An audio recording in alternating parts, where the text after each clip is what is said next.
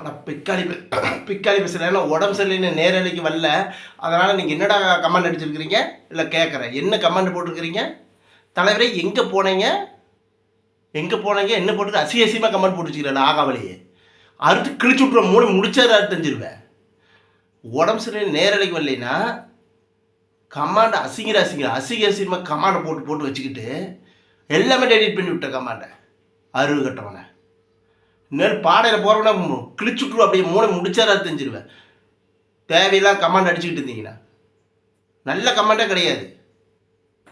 போகிறது அசிங்கமா எதை பார்த்து தலைவர் எங்கே போனீங்க?